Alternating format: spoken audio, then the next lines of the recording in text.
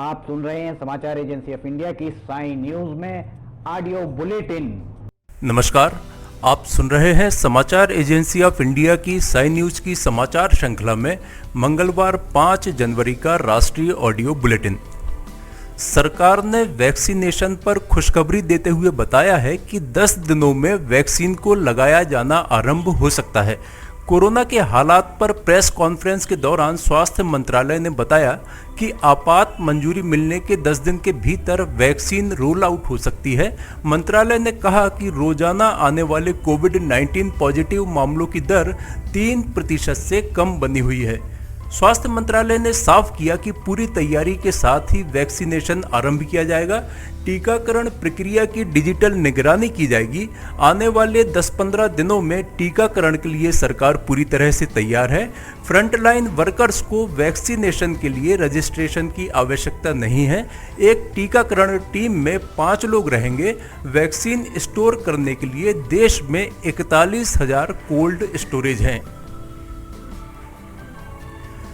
Britain के प्रधानमंत्री Boris Johnson ने भारत का दौरा रद्द कर दिया है। न्यूज एजेंसी रॉयटर्स ने इसकी जानकारी दी है। ब्रिटेन में कोरोना का नए स्ट्रेन के आने के बाद से ही जॉनसन के भारत दौरे पर संकट के बादल मंडरा रहे थे।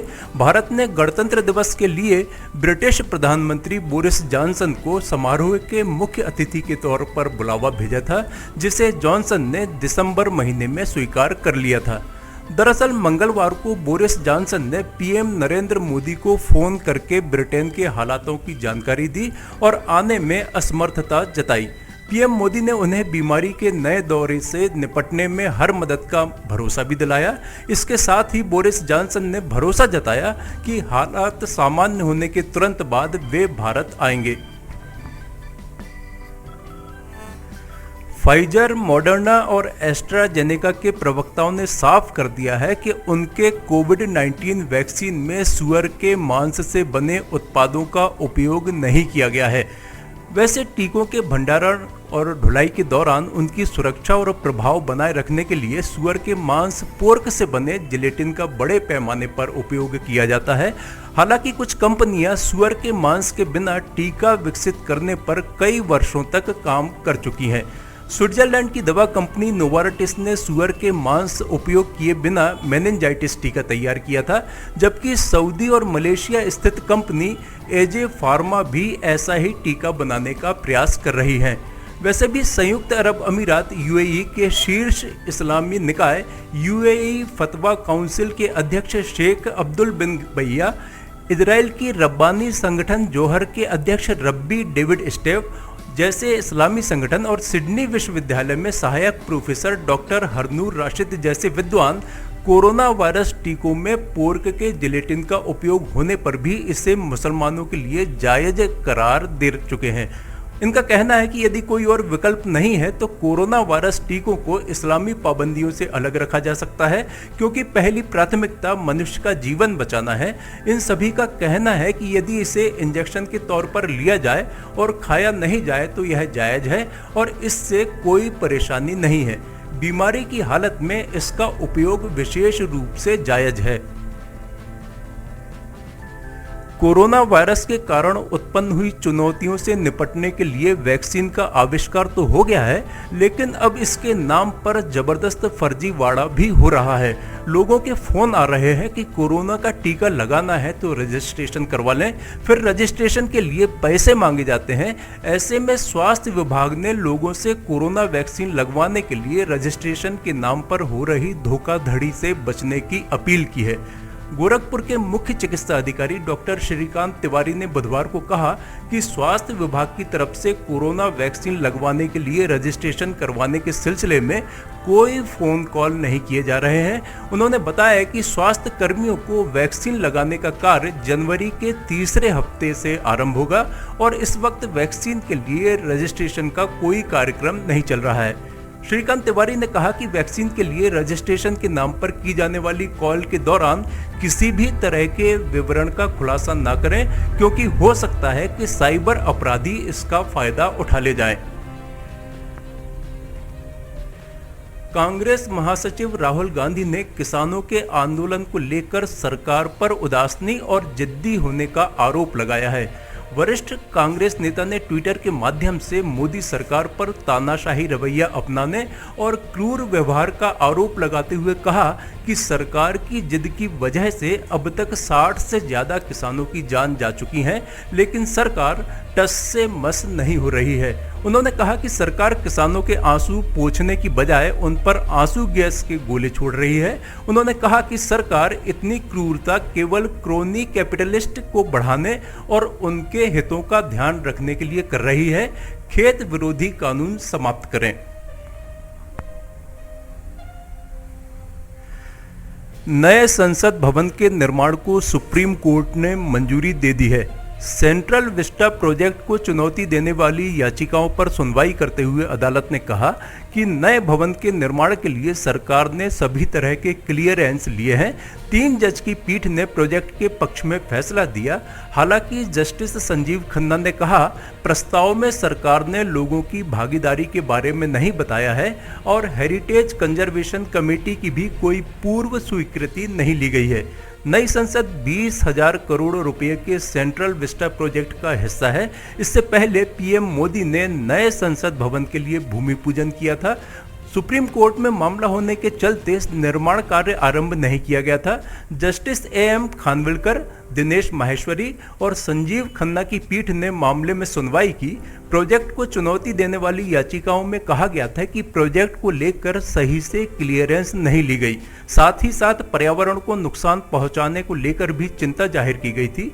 सेंट्रल विस्टा को लेकर सरकार के नए प्रस्ताव के मुताबिक प्रधानमंत्री के नए आवासीय परिसर में 10 4 मंजिला इमारतें होंगी। प्रत्येक इमारत की ऊंचाई 12 मीटर होगी। आधिकारिक सूत्रों की माने तो सेंट्रल विस्टा प्रोजेक्ट में प्रधानमंत्री के नए आवासीय परिसर को छोड़ने का सवाल ही नहीं बनता है। समाचारों के बीच में हम आपको यह जानकारी भी दे दें कि मौसम के अपडेट जानने के लिए समाचार एजेंसी ऑफ इंडिया के चैनल पर प्रतिदिन अपलोड होने वाले वीडियो अवश्य देखें। मौसम से संबंधित अपडेट मूलतः किसानों, निर्माण कार्य, यात्रा या समारोह आदि के लिए फायदेमंद साबित हो सकते हैं। समाचार एजेंसी ऑफ इंडिया के द्वारा अब तक मौसम के जो पूर्वानुमान जारी किए गए हैं वे 95 से 99% तक सही साबित हुए हैं। संसदीय मामलों की मंत्रिमंडलीय समिति सीसीपीए ने 29 जनवरी से संसद का बजट सत्र बुलाए जाने की सिफारिश की है। 2 हिस्सों में आयोजित होने वाला बजट सत्र 8 अप्रैल को समाप्त होगा। सूत्रों ने आगे बताया कि सीसीपीए ने बजट सत्र का पहला हिस्सा 29 जनवरी से 15 फरवरी तक, दूसरा हिस्सा 8 मार्च से 8 अप्रैल तक आयोजित करने की सिफारिश की। सीसीपीए की सिफारिशों का हवाला देते हुए सूत्रों ने बताया कि राष्ट्रपति रामनाथ कोविंद 29 जनवरी को संसद के दोनों सदनों की संयुक्त बैठक को संबोधित करेंगे और 1 फरवरी को केंद्रीय बजट पेश होगा। सूत्रों ने बताया कि संसद के बजट सत्र के दौरान कोविड-19 से संबंधित सभी दिशा निर्देशों का पालन किया जाएगा। सत्र आयोजित करने के बारे में अंतिम निर्णय केंद्रीय मंत्रिमंडल द्वारा लिया जाएगा।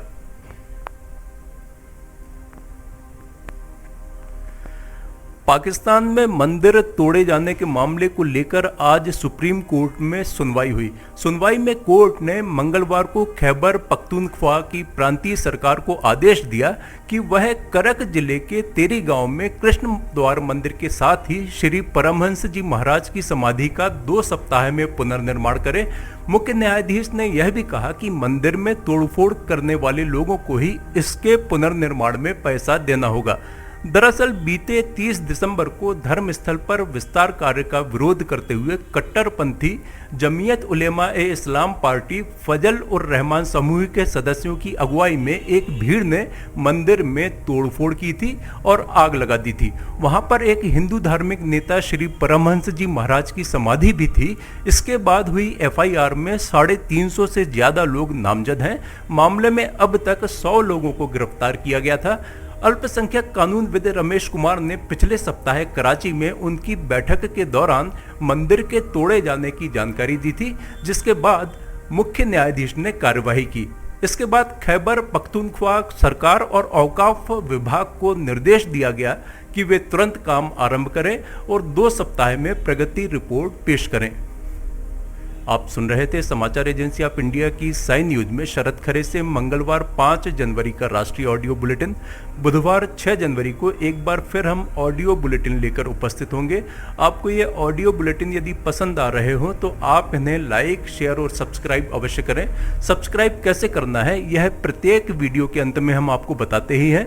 अभी आपसे अनुमति लेते हैं। नमस्कार दोस्तों, हम आपको आज बताने जा रहे हैं कि समाचार एजेंसी ऑफ इंडिया के साइन न्यूज़ और समाचार एजेंसी ऑफ इंडिया के चैनल को आपको किस तरह सब्सक्राइब करना है।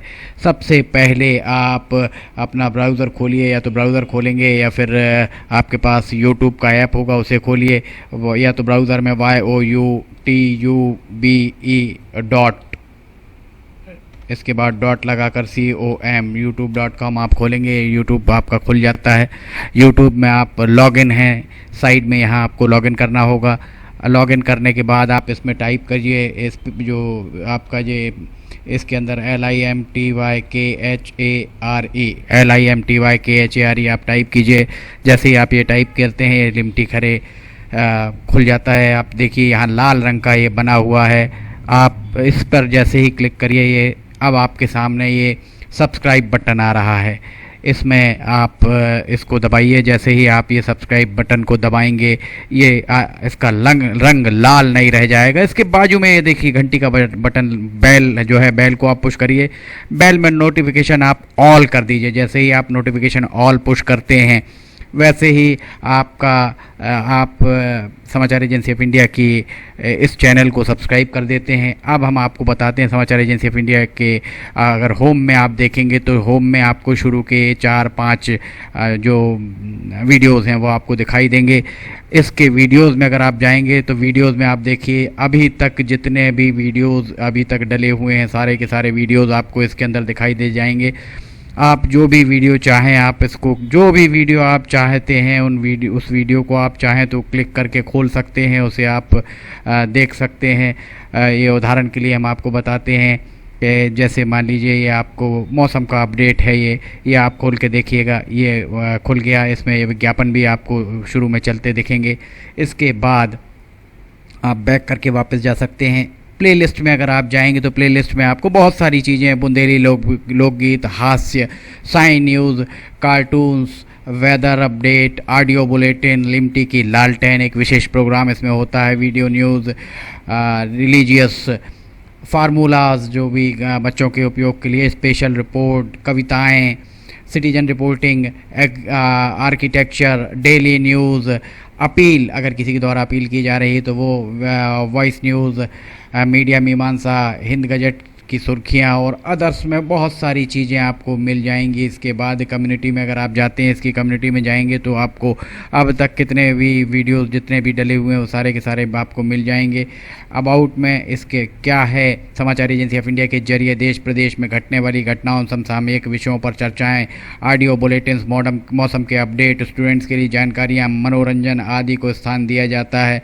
समाचार भेजने के लिए ईमेल LIMTYKHARE@gmail.com और व्हाट्सअप नंबर 9425011234 9584647438 पर वीडियो भेज सकते हैं। आप वापस होम में आप आ जाइए। आप देखिए सब्सक्राइब, आप इस तरह आप इसको सब्सक्राइब कर सकते हैं। सब्सक्राइब ज़रूर करें और अपने दोस्त मित्र यारों को कराएं, ताकि जैसे ही आप सब्सक्राइब करते हैं, सब्सक्राइब करने के बाद इसमें जितने भी वीडियोस आएंगे वो तुरंत आपने, चूँकि ये बेल आइकॉन जो हमने आपको दिखाया है, बेल आइकॉन आपने पुश किया है, इसलिए जितने भी वीडियोस आएंगे वो सारे के सारे वीडियोस आपको तत्काल मिल जाएंगे। नमस्कार।